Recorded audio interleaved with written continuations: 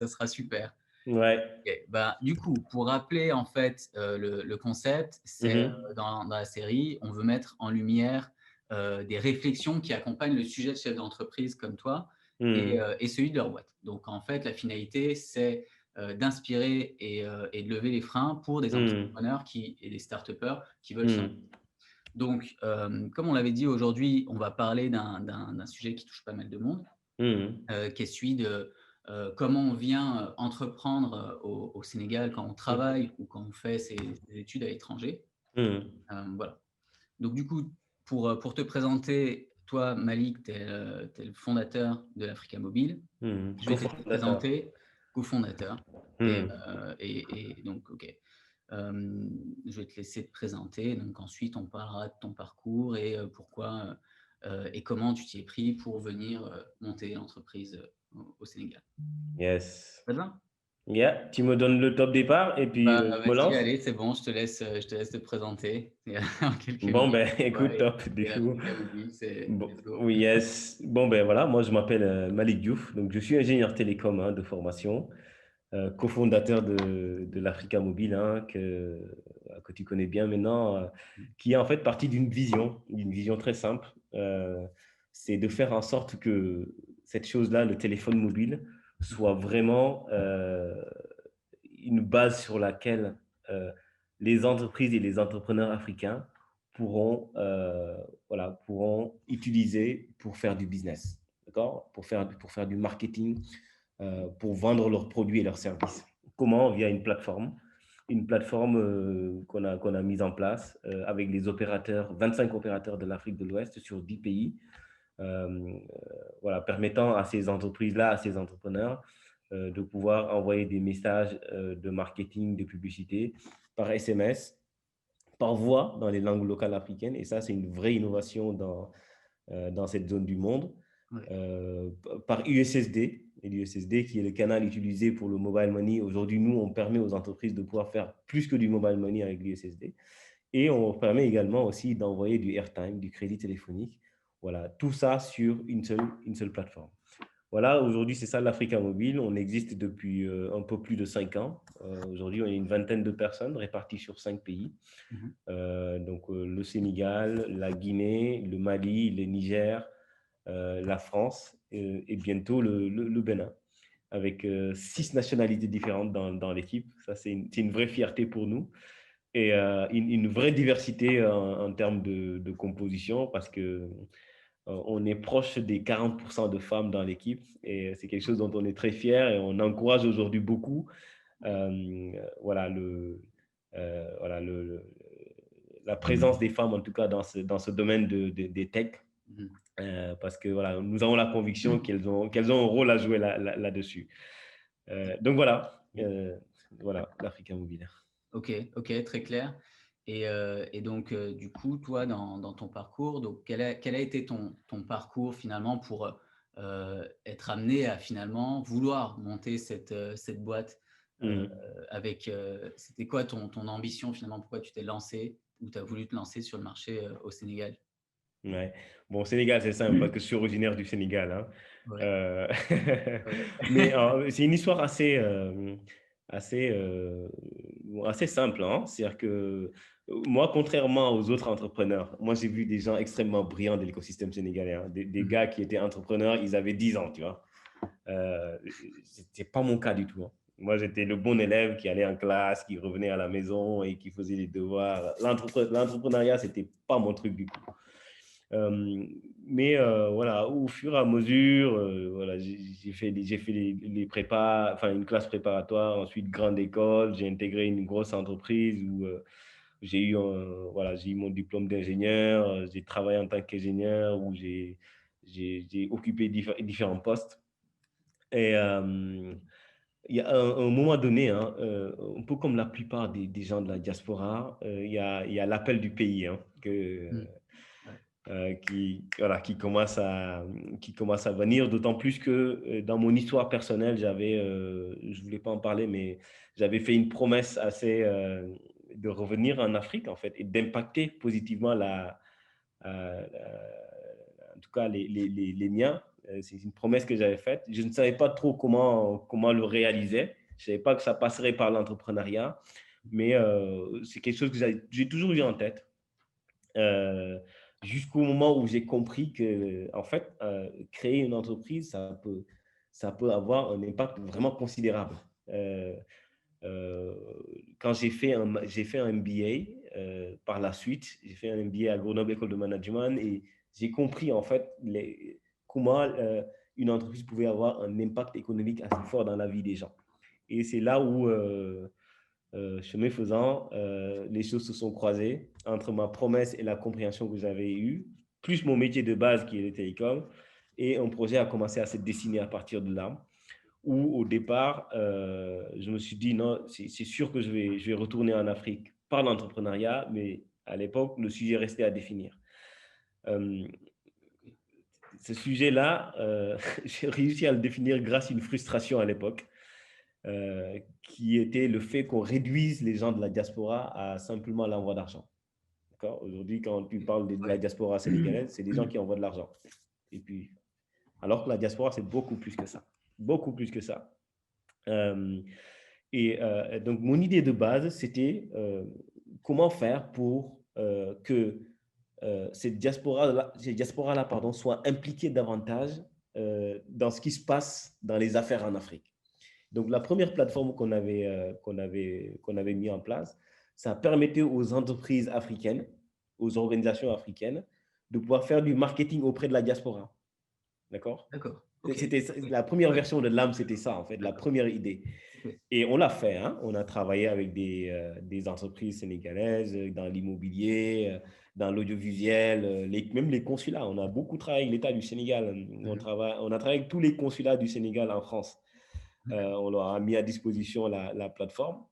Mais à l'époque, j'avais fait une confusion, pour ne pas dire une grosse bêtise d'interprétation des chiffres. Mhm. J'avais confondu l'argent qu'envoyait la diaspora et le nombre de personnes qu'il y a au niveau de la diaspora. D'accord? Ok. quand, Quand on vous dit que la diaspora sénégalaise envoie l'équivalent du quart du budget de l'État du Sénégal, c'est monstrueux. Mhm. Mais Ouais. en fait, quand vous creusez un peu et que vous cherchez combien ils ne sont pas si nombreux que ça. Nous, en mettant en place cette plateforme-là, en le poussant pendant 2 ans, on a vraiment poussé à fond. On s'est aperçu qu'en France, il y avait entre 200 000 et 300 000 Sénégalais Mhm. ou d'autres personnes d'origine sénégalaise. Ce n'est rien par rapport à un marché donné. Ouais. Globalement, si tu arrives même à Ouais. capturer 100% du marché, tu ne fais pas grand-chose. Et ça, je l'ai découvert à mes dépens, après, on va dire après 2 ans de travail. Et à partir du moment où on était conscient du fait que ce n'était pas un marché extrêmement escalable, la question se pose à tous les entrepreneurs de qu'est-ce qu'on fait. Qu'est-ce que Il y tu a, il fais? y a, il y a deux solutions, hein. Et Ouais. ça, je donne l'information à tous les entrepreneurs qui se posent la même question en ce moment. Il n'y a que deux solutions. Il n'y en a pas 100 000. Un, arrêter et faire autre chose. Deux, pivoter. Et nous, on a décidé de pivoter, justement, grâce à certains de nos clients qui nous faisaient la demande depuis longtemps, mais on ne l'écoutait pas assez à l'époque, en fait. Ils nous disaient, ouais, mais votre solution Mhm. pour la diaspora, nous, on le veut aussi pour le pays. On leur disait, non, non, non, nous, diaspora, diaspora. Et en fait, on s'est dit, mais on est con, quoi. Ils nous disent qu'ils veulent notre Il y a un marché. besoin. Ouais. Et nous, on continue à... Bon, alors, testons cet autre marché. Et c'était une révélation incroyable. On a testé avec un client. À l'époque, Mhm. je crois, on en avait une quinzaine. On a testé avec un sur le marché du Sénégal. Et en l'espace de 2, 3 mois, on a dû faire fois 100 de ce qu'on faisait. Ah ouais. Et ça s'explique. Bah, au Sénégal, tu as 15 millions de personnes. La diaspora, c'est 200, 300 000. Ah ouais. La propre. Et, Ouais. et là, tu te réveilles. Ouais. Ouais, Et là, tu te la même réveilles chose. et on s'est dit La même vraiment chose, hein. ce qu'on avait envie de faire pour la diaspora, pour permettre aux entreprises de faire du business, du marketing avec la diaspora. Finalement, on peut permettre à n'importe quelle entreprise africaine de pouvoir faire de la traction, de pouvoir faire du marketing sur la population africaine en général. Et c'est comme ça qu'on a pivoté et que l'entreprise est aujourd'hui en train de grandir avec une croissance à 3 chiffres depuis ces 3 dernières années sur les différents pays que j'ai cités dès le départ. Ouais. Voilà. Ok. Ok. Donc c'est vraiment Ça répondait vraiment, comme d'habitude, à un besoin, en fait, et que tu avais remarqué.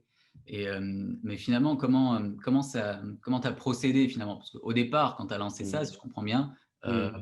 tu étais en France, en Mhm. fait, tu avais fini tes études, tu avais justement, cette ambition de développer quelque chose Mhm. et à un moment donné, tu t'es dit: «Voilà, il va falloir retourner, Mhm. là-bas Mhm. pour continuer à se développer». Mhm. Je sais que ça, c'est souvent un frein pour les entrepreneurs et de la diaspora. Mhm. Et quoi, toi, comment tu as pu les lever? Qu'est-ce que tu as en fait, quelle est ton expérience là-dedans? Quels freins tu as eu? Comment tu as pu les lever? Bon, entrepreneur égale Mmh. inconscient, par définition. Parce que, et c'est ça qui est bon en fait. Parce que si tu es là en faisant des calculs, en voulant avoir toute la certitude de ce que tu vas faire, tu ne vas pas y aller. Tu le fais pas. Parce que le jour où tu as vraiment toutes les informations, euh, il y a des choses qui vont te faire flipper en fait. Tu ne vas pas y aller. Donc moi, j'étais porté par cette envie de faire, par cette promesse que j'avais faite. Et puis, oui, vraiment l'envie. Moi, je suis quelqu'un de très passionné. Les gens qui me connaissent, ils le savent. Je suis très, très passionné, mais sur tout ce que j'ai fait dans la vie, hein. Dès qu'il y a un truc qui m'intéresse, je ne sais pas y aller à moitié. Et d'ailleurs, je dis ça à mes potes. Je leur dis, mais si c'est pour faire à moitié ou faire 10%, je ne fais pas. Je préfère pas faire. Mmh mh. Par contre, à partir du moment où je me mets à faire, je suis à 200%. Et donc, je suis revenu au Sénégal. Moi, j'ai démissionné.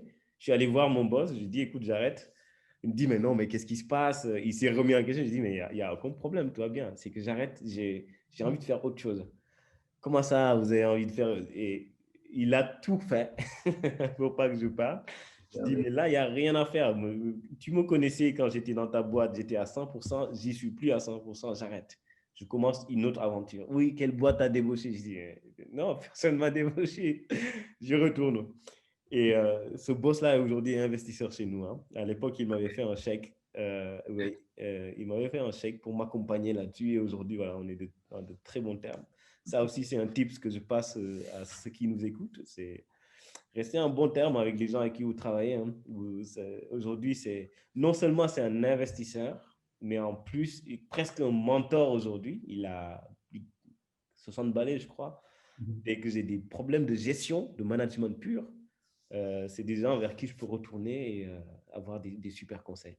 Donc, j'ai décidé de revenir au Sénégal, hein, tout bêtement. Moi, je n'avais pas un réseau énorme au Sénégal parce que j'étais parti depuis longtemps. Ça en C'est faisait, je ça. crois, depuis très longtemps. Et je suis revenu, j'ai cherché. Je me suis dit, bon, par où je commence? Déjà, il faut que je trouve des locaux. Il faut que je trouve un écosystème où je peux.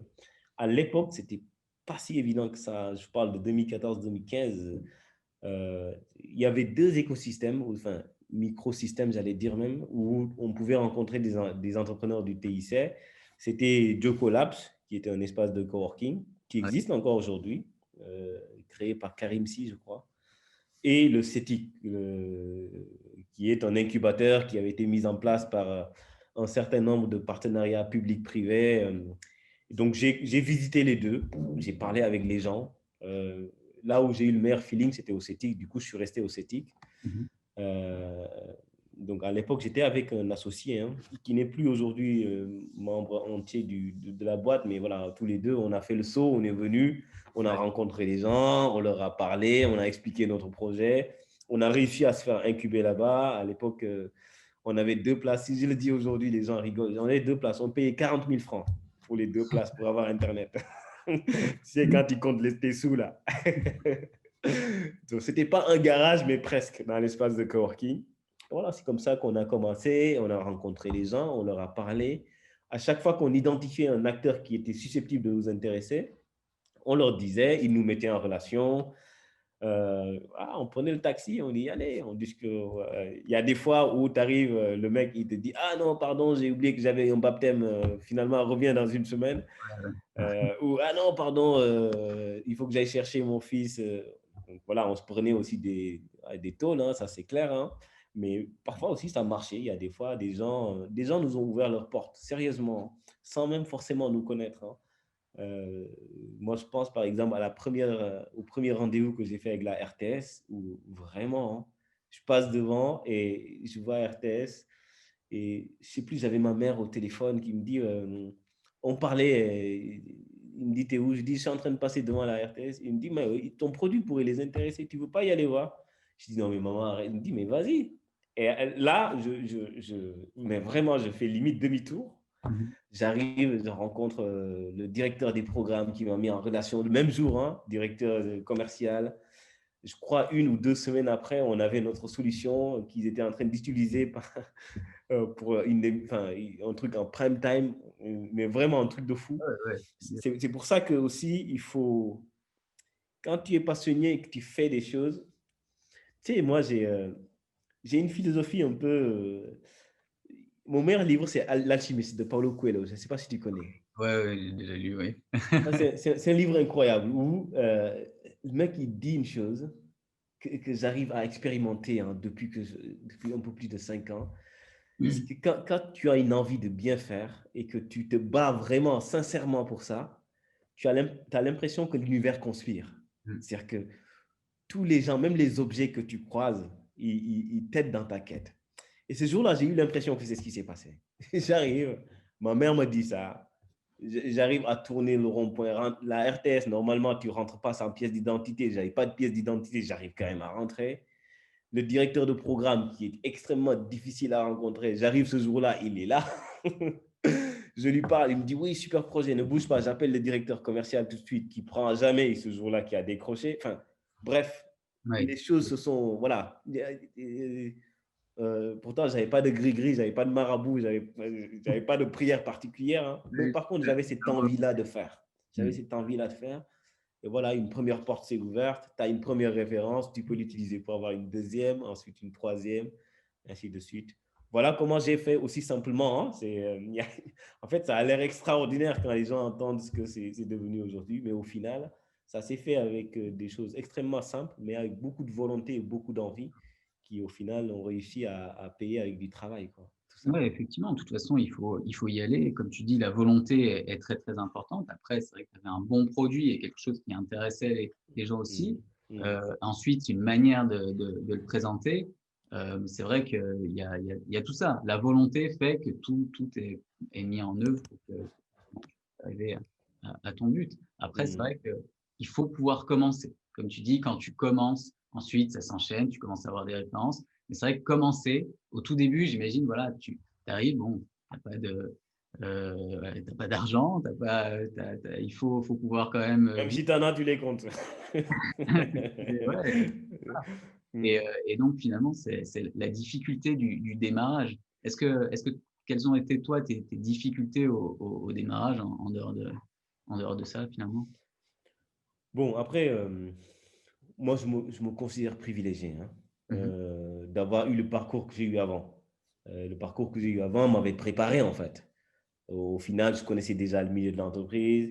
Au final, je suis parti avec un peu de sous quand même parce que, voilà, j'ai été accompagné à l'époque par des gens que je veux remercier au passage. Parce que c'est des gens qui m'ont jamais lâché, en fait. Au final. L'importance d'avoir un réseau et de se constituer un Ah réseau. oui, non, non, non, clairement. Après, quand je suis arrivé au Sénégal, c'est ce que je disais, la difficulté, c'était... moi, je crois à une chose, hein. Je crois aussi que les gens réussissent dans des écosystèmes stimulants. Mhm. D'accord? Et à l'époque, moi, j'étais persuadé que il y en avait J'ai cherché en fait des écosystèmes extrêmement stimulants, comme je pouvais voir ici en France, dans les espaces de coworking que j'avais fréquentés à l'époque. Je n'avais pas réussi à trouver ça au Sénégal.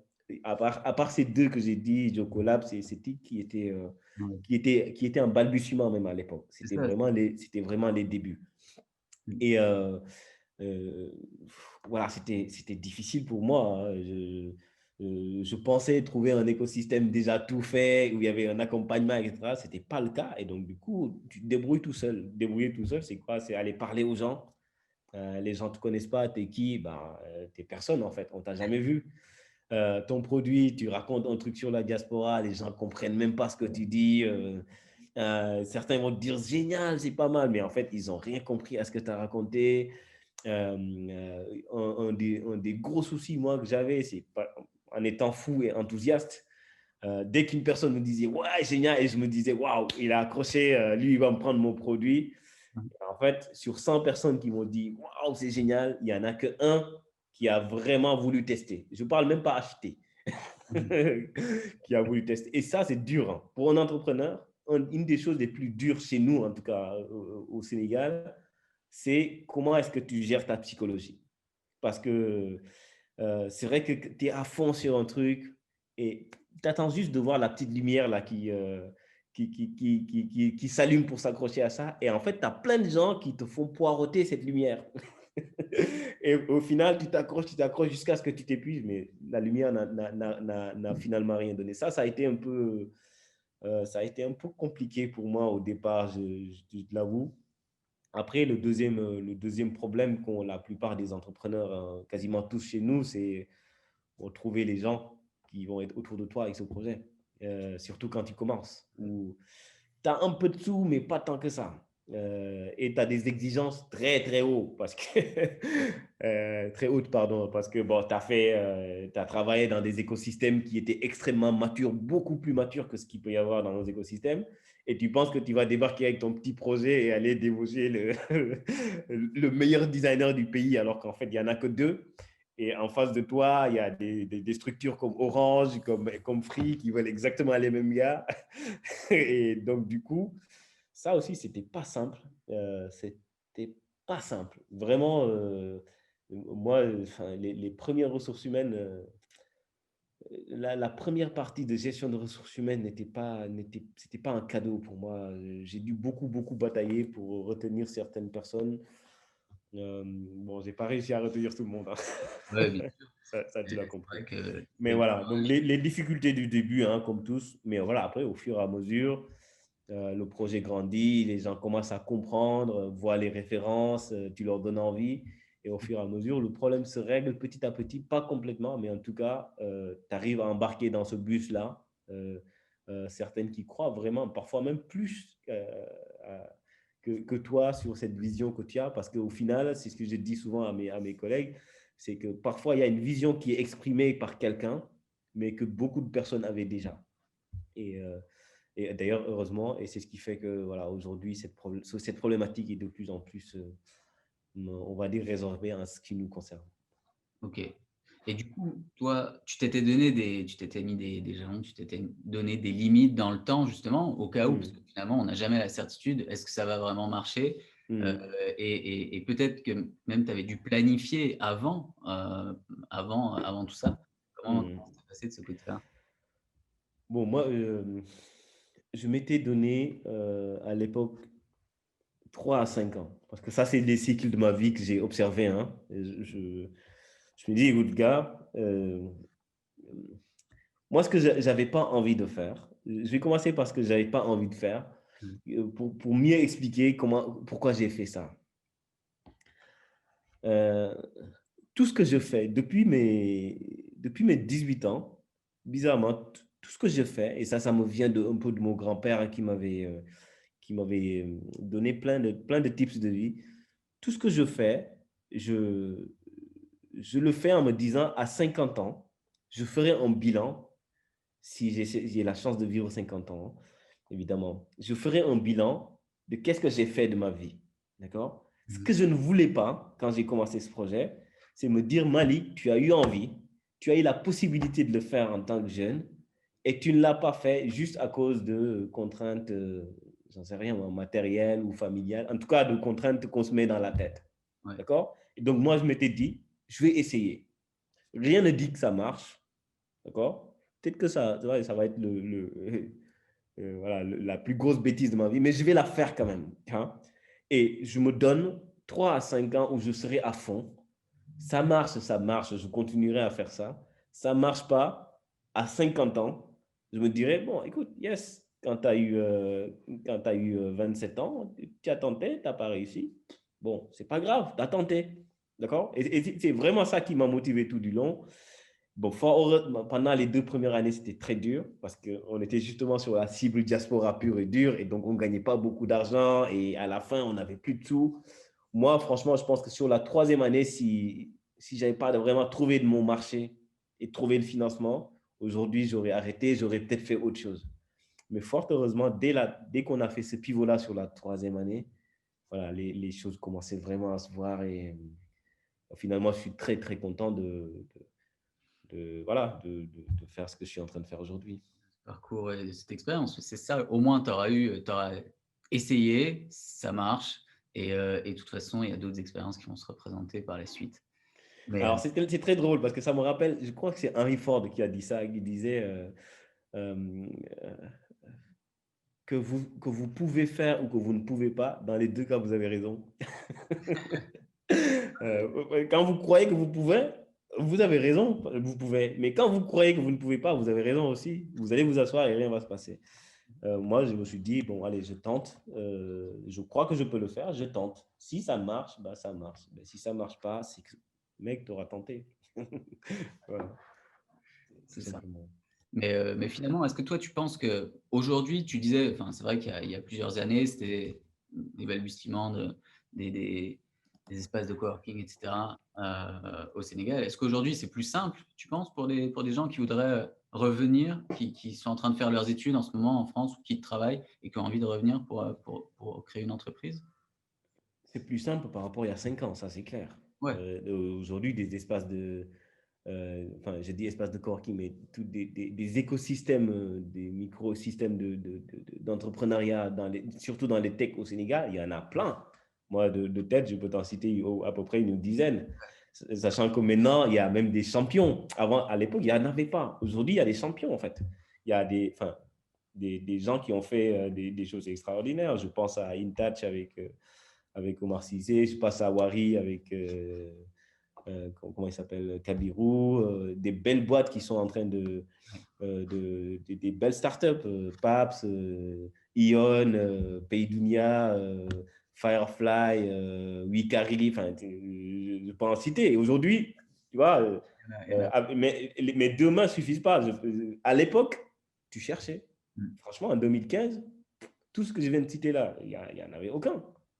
Et aujourd'hui, il y a des champions qui existent, il y a des écosystèmes, il y a l'écosystème voilà, grandit, il y a l'État qui s'y mêle. Aujourd'hui, vous avez des structures de l'État comme la DER qui ont vraiment Pour aider, ouais. voilà, il y a des organisations professionnelles comme l'Optique qui commencent à prendre les choses en main, il y a la DPME, enfin, il y a vraiment un écosystème qui est en train de se construire, qui n'est pas encore mature, hein, on est d'accord, hein, mais au moins, il y a un écosystème qui est en train de se construire. Et je pense hein, sincèrement que ceux qui vont attaquer, en tout cas maintenant, ont plus de chances que ceux qui l'ont fait il y a 5 ans.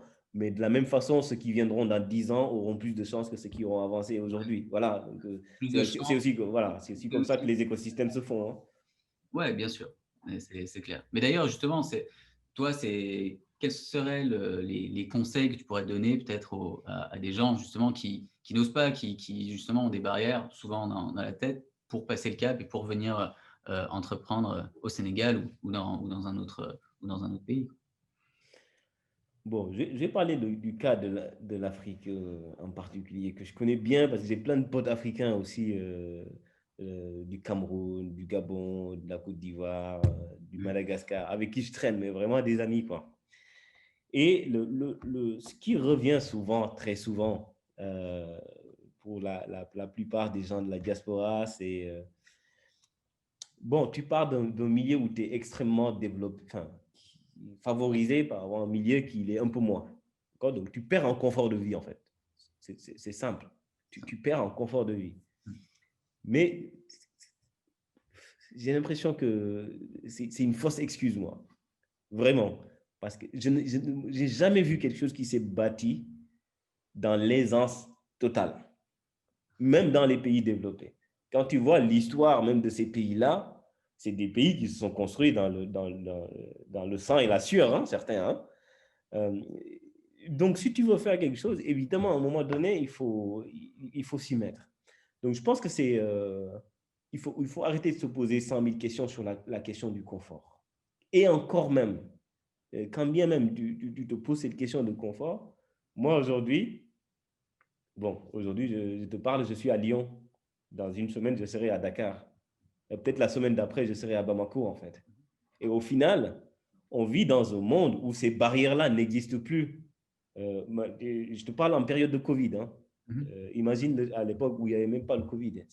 Aujourd'hui, toutes ces barrières qui, qu'il y avait avant, ils ont sauté, quoi. D'accord? Donc, tu peux vivre là où tu veux vivre et développer une entreprise là où tu veux le développer. Mais non, c'est comme tout. euh, la peur sera toujours là. Moi-même, aujourd'hui, je te parle. Parce qu'il y aura toujours une attaque. Ma crainte, c'est demain qu'on se casse la gueule et que finalement, ça ne fonctionne pas. Bien sûr, tout le monde a peur tout le temps. Mais je ne sais plus qui c'est qui disait que le courage, ce n'est pas le fait de ne pas avoir peur, hein. Le courage, c'est avoir peur et avancer quand même. Et une des choses qui est extrêmement importante pardon, quand on veut être entrepreneur, moi, je pense même que c'est la chose la plus importante quand tu veux être entrepreneur, c'est de prendre son courage à deux mains, hein. Mhm. Oui, le courage, c'est extrêmement important. Si vous n'êtes pas courageux, laissez tomber. L'entrepreneuriat, ce n'est pas fait pour vous. Oui, c'est ça, il faut savoir prendre des risques. Ils sont inévitables pour entreprendre. Clairement. Et du coup, toi, si tu avais, enfin, tu aurais aimé avoir Ça va couper. un conseil au début pour. Ah, ça a frisé peut-être? Non, c'est bon, tu Ouais, vois. un peu, ouais. Ouais. Non, je te demandais, est-ce que toi, tu aurais aimé, si tu avais pu avoir un conseil pour te lancer au début, ça aurait été quoi? Euh, bonne question. Euh, euh, bon, avant de me lancer, j'ai quand même demandé des conseils. Typiquement, euh, mon ancien boss, qui est aujourd'hui un mentor pour moi, c'est un gars qui a eu une vie exemplaire. Mhm. Et je lui ai posé la même question. Je dis, et il m'avait donné une réponse assez surprenante à l'époque. Il me dit, écoute, tu sais, la seule réponse, le seul conseil que je peux te donner, c'est écoute les gens qui ont réussi parce qu'ils ont certainement échoué avant. À l'époque, le truc, j'ai dit, ouais, ouais, ok. Mais je n'avais pas bien compris. Aujourd'hui, je comprends encore, je comprends mieux pourquoi il avait dit ça. Parce que c'est vrai que, bon, les entrepreneurs, ils font fantasmer, hein. C'est un entrepreneur qui a l'air de réussir, parce qu'il y en a aussi qui donnent l'impression de réussir, mais en réalité, dans la vraie vie, c'est pas forcément une réussite. Et ça fait fantasmer tout le monde, etc., etc., etc. Et donc, du coup, on a tendance à vouloir euh, voilà, prendre des conseils, savoir comment ils ont fait, etc., etc. Mais il ne faut pas se leurrer, hein. L'entrepreneuriat, ce n'est pas facile, hein.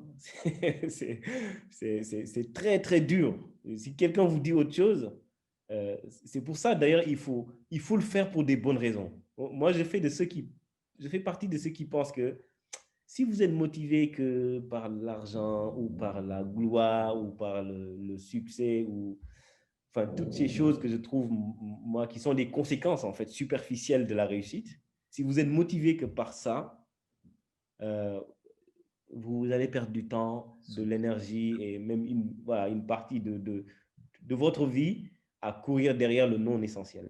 Mhm. L'entrepreneuriat, en tout cas, celui que je connais, euh, est motivé à la base par quelque chose qui vous... Voilà, ce qu'ils appellent le moto. Les Anglais ils disent ça bien, c'est ton moteur, quoi. Il y a quelque chose là-dedans Tout ce qui qui va fait que tu bouges, que tu te réveilles à 5 heures du matin et que tu bosses jusqu'à 22 heures et que tu ne te rends même pas compte qu'il est 22 heures. En fait, tu as pris ton petit-déj, tu n'as pas pris le déjeuner, et il est l'heure de dîner, tu ne te rends pas compte. Ça, c'est pas l'argent qui fait ça. C'est pas le succès d'être connu qui fait ça. Mhm. C'est que tu as une bonne raison de te lever. Tu as quelque chose limite de sain. D'ailleurs, j'en reviens à ce que je disais tout à l'heure sur Paulo Coelho dans L'Alchimiste. C'est vraiment ça, c'est que tu as un moteur.